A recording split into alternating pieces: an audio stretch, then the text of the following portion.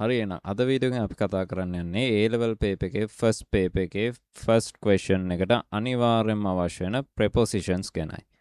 අපි මේ වීඩියෝ එකෙන් දැන් කතා කරන්න යන්නේ අනිවාර්යෙන් මේ මෙච්චර කාලයක් පුරාවට වැඩිපුරම repeat වෙවි ආපු prepositions 10ක් ගැනයි. අනිවාර්යෙන්ම මේ වීඩියෝ එක බලන්න ඕගොල්ලන් preposition ටික set කරගන්න ඕන. ඒ හින්දා වැඩි කතා නැතුව අපි වීඩියෝ එකට යමු. මුලින්ම අපිට තියෙන්නේ in කියන preposition එක. අපි බේසික් විදිහට ටක් ගාලා ඉගෙන ගමු. in කියන්නේ අපි in පාවිච්චි කරන්නේ කොහෙටද කියලා තමයි මුලින් ඉගෙන ගන්න. We use in for months, years, long periods and places. ඒ කියන්නේ අපි in පාවිච්චි කරනවා මාස වලට, අවුරුදු වලට. long periods කියන්නේ දිගු කාලයන් වලට. ඒ වගේම places කියන්නේ ස්ථාන වලට. ඒ කියන්නේ අපිට මාසත් එක්ක අවුරුදුත් එක්ක දිගු කාල සීමාවක් එක්ක ඒ වගේම ස්ථානත් එක්ක in පාවිච්චි කරන්න පුළුවන්. For example, මොනවද තියෙන්නේ? I was born in 2008. මම ඉපදුනේ 2008. දැක්කද? year එකක් එක්ක අවුරුද්දක් එක්ක අපි පාවිච්චි කරා. ඔයගලන්ට ඕන තරම් examples ලියලා මම practice කරන්න පුළුවන්. I was born in 2010, I was born in 2006, 2007 ඔහොමම දාන්න පුළුවන්. She lives in Colombo. අන්න place එකක් නේ. place එකක් දානකොට අපි in use කරලා තියෙනවා. She lives in Colombo කියන්නේ අය ජීවත් වෙන්නේ කොළඹ කියන අදහස. We travel in December. අන්න December කියන්නේ මොකද්ද? month එකක්. ඒ කියන්නේ මාසයක්. We travel in December කියන්නේ අපි කියන්නේ යන්න හදන්නේ. හරි? චාරිකාවක් හෝ මොන හරි ගමනාන්තයක් දක්වා යන්න හදන්නේ December කියන මාසේ. අන්නේ මාස, අවුරුදු, places ඔන්න ඔය දේවල් වලදී අපි in පාවිච්චි කරනවා. next ඊළඟට අපිට තියෙන්නේ on. on පාවිච්චි කරන්නේ මොන වෙලාවල් වලදීද? We use on for days, dates and surfaces. අපි on පාවිච්චි කරන්නේ days කියන්නේ දිනවලට. ඒ කියන්නේ Monday, Tuesday ඔහොම අපි දවස් තියෙන්නේ අන්න ඒවට. dates කියන්නේ මොකක් හරි දවසක් 26 වෙනිදා, 26th, 7 වෙනිදා, 7th, 1st ඔන්න ඔය වගේ dates වලට. ඒ වගේම surfaces වලට surfaces කියන්නේ මොන හරි මතු පිටක් කියන අදහස. හරි? අන්න ඒ වගේ දේවල් වල මොන හරි object එකක් තියෙනවා කියන්නේ මොන හරි දෙයක් තියෙනවා කියන්නේ අපි on පාවිච්චි කරනවා. ඔය ගොඩක් කට්ටිය mistake කරගන්න තැනක්. අපි හින්දා example වලින්ම මේක පැහැදිලි කරගමු. මොනවද තියෙන්නේ මුලින්ම? The exam is on Monday. exam එක තියෙන්නේ කවද්ද?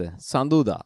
දැක්ක? on Monday. අන්න days එක. දවසත් එක්ක තමයි අපි on use කරේ. ඊට පස්සේ next we have මොකද්ද? He arrived on 15th August. And he arrived කියන්නේ ඔහු පැමිණියා. කවද්ද? ඔන්න date එක දානවා. on 15th August. ඊට පස්සේ ඊළඟට තියෙන අපි surfaces ගැන තියෙන example එක. මොනාරි මතු පිටක් ගැන. The book is on the table. අන්න දැක්කද? පොත තියෙන්නේ මේසය මත. හරි? The book is on the table. දැක්කද? පොත තියෙන්නේ මේසය මත. අන්න ඒකෙපු මතු පිටක් නැත්නම් surfaces එකක් ගාව තියෙන මොනාරි object එකක් ගැන කතා කරන්නත් අපි on පාවිච්චි කරනවා. ඊළඟට තියෙන්නේ at. මේක ගොඩාක් දැකලා තියෙන O level කාලවල ඉඳන්ම ඔයගොල්ලෝ ගොඩක් දැකලා තියෙන preposition එකක්. හරි ඒ වගේම A level වලටත් මේව වැඩිපුර repeat වෙච්ච ඒවා. We use at to talk about specific times and specific places. අන්න අපි at පාවිච්චි කරන්නේ මොනවා ගැන කතා කරන්නද? Specific times and specific places. නිශ්චිත වේලාවන් සහ නිශ්චිත ස්ථාන පිළිබඳ කතා කරන්න තමයි අපි at කියලා ඒ preposition එක use කරන්නේ. බලන්න examples වල මොනවද තියෙන්නේ කියලා. The class starts at 8 am. අන්න පන්තිය පටන් ගන්නේ හරියටම උදේ 8ට කියලා තමයි කියන්නේ at 8 am. ඊට පස්සේ අපි බලමු මොනවාද specific places ගැන at use කරන්න කියලා. She's at school. අන්න she's at school.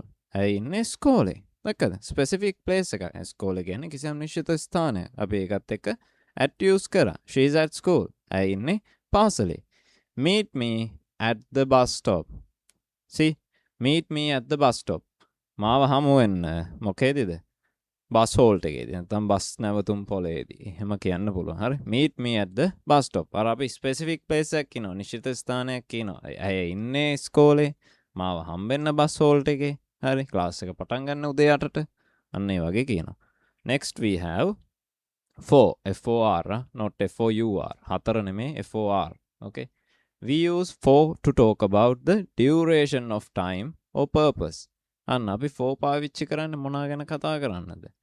duration of time. okay. duration of time එකක් කියන්නේ කාල පරතරයක්. හරි. කාලයක්, නිශ්චිත කාල පරිච්ඡේදයක් වගේ දෙයක් ගැන කතා කරන්නේ. duration of purpose කියන්නේ purpose එකක් කියන්නේ අරමුණක් වගේ දෙයක්. බලමු examples වල මොනවද තියෙන්නේ කියලා. I studied for 3 hours. අන්න duration of time. කාල පරතරයක් නේ, කාල පරිච්ඡේදයක්. I studied කියන්නේ මම පාඩම් කරා for 3 hours. පැය 3ක් පුරාවට. අන්න ඒක තමයි හරිම meaning එක. හරි. මම පාඩම් කරා පැය 3ක් පුරාවට. ඊළඟට තියෙනවා this gift is for you. මේ tag ඔයාටයි. දැක්කද? purpose එක. අරමුණ මොකද්ද tag ගත්ත එකේ? ඔයාට කියන එක. හරි. this gift is for you. අන්න we waited for a long time. අන්න long time එක කියන්නේ time duration එකට අපිට ගන්න පුළුවන්. හරි. we waited කියන්නේ අපි බලන් හිටියා කොච්චරද? ගොඩක් ලොකු වෙලාවක්. for a long time. දැක්කනේ? next we have since. මේක ගොඩාක් කට්ටිය පටල ගන්න දෙයක්. but මම ඒක සම්පූර්ණ ක්ලියර් කරලා දෙන්නම්. since කියන එක use කරන්නේ මොන වෙලාවටද කියලා මුලින්ම තියෙනවා. starting point of time. අන්න මොකක් හරි වෙලාවක් පටන් ගන්න තැනක් ගැන කියන්න තමයි අපි since කියන එක use කරන්නේ. ඔන්න ඒ brackets ඇතුළේ නැත්නම් වරහන් ඇතුළේ තියෙනවා when something began. okay.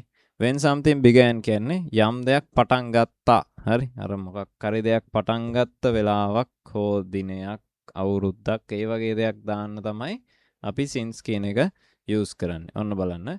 since is used with the present perfect tense. tenses ගැන මම වෙන ඉස්සරහට වෙනම වීඩියෝස් වලින් ගේන්න. present perfect tense එක කියන්නේ මොකද්ද? මම කරලා තිනවා. මම කාලා තිනවා. අන්න ඒ වගේ meaning එකක් එන tense එකක්.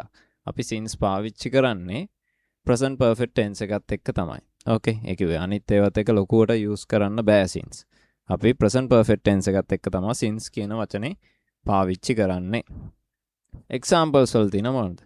I have lived. ඔය have past participle කියන එක එන්නේ present perfect tense වල කියලා English study කරලා තියෙන ළමයි යම් කිසි මට්ටමකට දන්නවා. okay. I have lived here since 2020. මම මෙහි ජීවත් වෙන්නේ 2020 ඉඳන්. since කියන්නේ අන්න ඒ වගේ idea එකක්. මෙන්න මේ කාලේ ඉඳන් මොකක් හරි දෙයක් පටන් ගත්ත දවසේ ඉඳන් කියන අදහස දෙන්න තමයි අපි since use කරන්නේ. මම මෙහි ජීවත් වෙන්නේ 2020 ඉඳන් කියලා කියන්නේ. next තියෙනවා මොකද? She has been absent since Monday. අන්න she has been absent since Monday. අය පන්තියට ආවේ නැත්නම් absent වෙලා ඉන්නේ කවදා ඉඳන්ද? since Monday. සඳුදා ඉඳන්. හරි. සඳුදා ඉඳන් අය absent. ඔන්න reminder එකක් තියෙනවා පොඩ්ඩක් බලන්න. since කියන එක equal starting point. අන්න දැක්කද? since කියන එක සමාන වෙන්නේ starting point එකකට. මොකක් හරි කාලයක් පටන් ගත්ත තැනකට දාන්න තමයි since කියන එක ගැලපෙන්නේ. අපි කලින් කතා කරපු for එක මොනකටද? duration එක. අර 3 hours for a long time, right? අන්න ඒ වගේ time period එකක් කියන්න, time duration එකක් කියන්න, කාල පරිච්ඡේදයක් කියන්න නම් අපි for use කරනවා. හැබැයි ඒක පටන් ගත්තේ පැය 3කට කලින්. හරි? Monday. 2020 ඉඳන්. අන්න ඒ වගේ කියන්න නම් අපි since පාවිච්චි කරනවා. ඊළඟට අපිට තියෙනවා මොකද්ද? by. by not buy. මිලදී ගන්න ඕනේ මේක. හරි?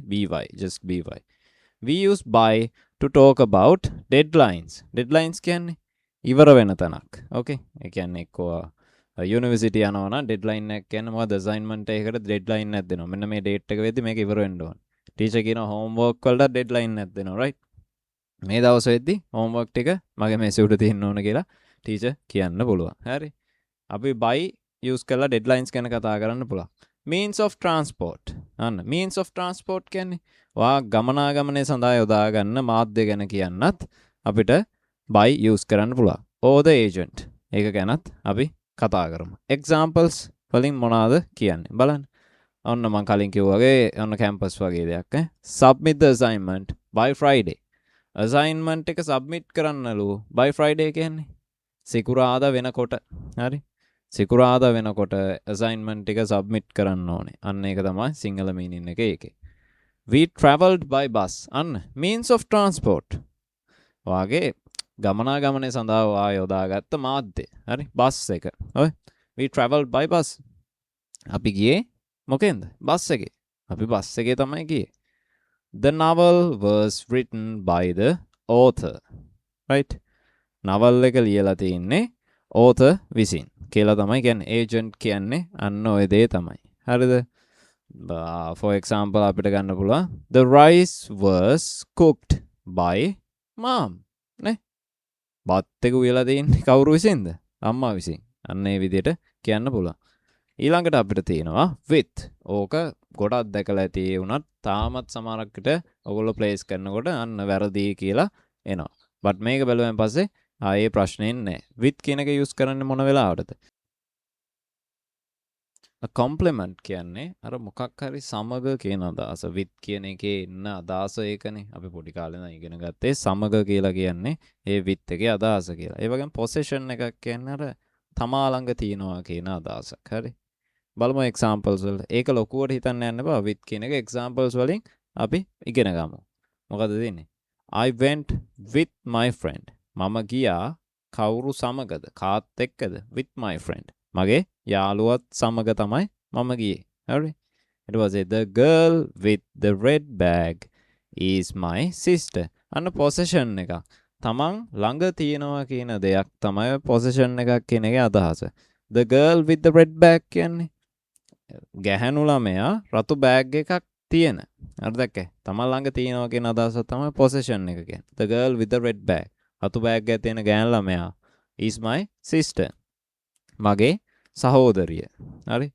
ඔන්න ඊට පස්සේ තව එකක් තියෙනවා අර සමග accompaniment කියන එකේ තව example එක. write with a pen.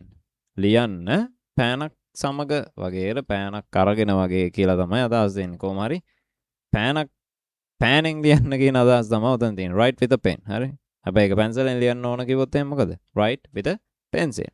write with a color pencil. write with a carbon pen. ඔහොම අපිට verify කරගන්න එක විදි තියෙනවා. හරි. next we have about. ඕකත් O level කාලේ ඉඳන් ඔයගොල්ලෝ පාවිච්චි කරපු ගොඩක් දෙයක් තාමත් සමහරකට බැරි කට්ටිය ඉන්නවා. අපි බලමු. ඒක අපි simple කරගමු. We use about to talk about the topic or subject of something. අන්න අපි about කියන එක පාවිච්චි කරන්න මොනවා ගැන කතා කරන්නද? එක්කෝ the topic. topic එක කියන්නේ මාතෘකාව. or subject of something. subject එක කියන්නේ සාමාන්‍යයෙන් විෂයක් නෙමෙයි. හරි. මෙතනදී subject verb object කියන එක අහලා තියෙනවනේ. subject එක කියන්නේ සාමාන්‍යයෙන් මොකද්ද? ක්‍රියාව කරන පුද්ගලයා වගේ අදහසක් තමයි ඔතනදී තියෙන්නේ. අපි බලමු examples වලින්ම. We talked about education. අන්න අපි කතා කරා මොකක් ගැනද? මොන මාතෘකාවද? about education නේ. අධ්‍යාපනය කියන මාතෘකාව තමයි අරගෙන තියෙන්නේ. ඊට පස්සේ second example එක. The book is about climate change. අන්න පොත මොකක් ගැනද? පොතේ topic එක. හරි. පොතේ subject එක මොකද්ද? The book is about climate change. පොත මොකක් ගැනද තියෙන්නේ? අර කාල ගුණය වෙනස් වෙන දේශ ගුණය, ඒ වගේ කාල ගුණයක් වෙනස් වෙන දෙයක් ගැන. climate change එක ගැන තමයි පොතෙන් කියන්නේ අපිට. අන්න tell me about yourself. අන්න subject එකකට අපි මොකද්ද? promote කරනවා. බලන්න. tell me about yourself. මට කියන්න ඔයා ගැන. yourself කියන්නේ ඔයා ගැන කියන එකනේ. හරි. tell me මට කියන්න about yourself. ඔයා ගැන. හරි. ඊළඟ preposition එක තමයි between. between කියන එක ගොඩක් කටියට පුළුවන් ඇති. ඕලෙවල් කාලේ ඉඳන්ම තිබ්බ එකක්. අපි බලමු. We use between for two people, things or places. We use between for two people, things or places. අපි between පාවිච්චි කරනවලු එක්කෝ මිනිස්සු දෙන්නේ නැත්නම් මොන හරි දේවල් දෙකක් නැත්නම් මොන හරි ස්ථාන දෙකක් ගැන කතා කරන්න වගේ දෙයක් කියන්නේ. ඊළඟට මොකක්ද තියෙන්නේ? It shows a position. අන්න ඒකෙන් පෙන්නන්නේ position එක. position එක කියන්නේ ඉන්න තැනක්. හරි. or choice involving exactly two. මොන හරි දෙකක් involve කරගෙන අපි තීරණය කරන දෙයක් ගැන අපි between දාලා තමා කතා කරන්න. අපි බලමු examples වලට. The bank is between the school and the hospital. bank එක තියෙන්නේ between the school and the hospital. පාසලයි ඒ වගේම රෝහලයි අතර මැද තමයි මොකද්ද තියෙන්නේ? බැංකුව. The bank is between. බැංකුව තියෙන්නේ අතර මැද මොන දෙකේද? The school and the hospital. පාසලයි රෝහලයි අතර මැද තමයි බැංකුව තියෙන්නේ. choose between these two options. අන්න මොකක් හරි choice එකක්. තමන්ගේ තීරණයක් ගැන කතා කරන්නත් මොනවා හරි දෙයකින් දෙයක් තෝරගන්න. හරි? මේ කෙල්ලද අර කෙල්ලද? right? අන්න ඒ වගේ දෙයක් ගැන කතා කරන්න තමයි උතන between එක දාලා තියෙන්නේ. බලන්න. choose between these two options. මේ options දෙකෙන් මොකක් හරි එකක් තෝරගන්න කියලා කියනවා. මම හිතනවා ඒක තේරුණා කියලා. අපි ඊළඟ preposition එකට යමු. so last one. හරි? මේක තමයි අපි දැන් මෙච්චර වෙලා කතා කරපු preposition 10 10 වෙනි එක. අන්තිම එක. among. වැඩිපුරම use වෙච්ච දෙයක්. use කරන්නේ මොන දෙයකටද? more than two people or things. reminder. බලන්න. ඔයා මතක තියාගන්න ඕන දෙයක් තමයි between equal. between කියන්නේ between කියන word එක සමාන වෙන්න මොනවාද? to or among නැත්නම් more than two. right? among කියන එක use වෙන්නේ ඔයා මතක තියාගන්න ඕන දේ තමයි between කියන එක equal සමාන වෙන්නේ මොන හරි දෙකක් compare කරද්දී විතරයි. among කියන එක සමාන වෙන්නේ අපි දෙකකට වඩා දේවල් compare කරන්න ගියොත්. හරි? ඒ කියන්නේ මුළු පන්තියම මුළු පාසලක්ම හරි මුළු classroom එකක්ම compare කරන්න ගියොත් එහෙම අපිට among use කරන්න වෙනවා. අර between කියන එකේම පොඩ්ඩක් අර ළඟින් යන version එකක් වෙනස තියෙන්නේ අපි ගොඩක් මෙදාපාර compare කරනවා දෙකකට වඩා. examples තියෙන මොනවාද?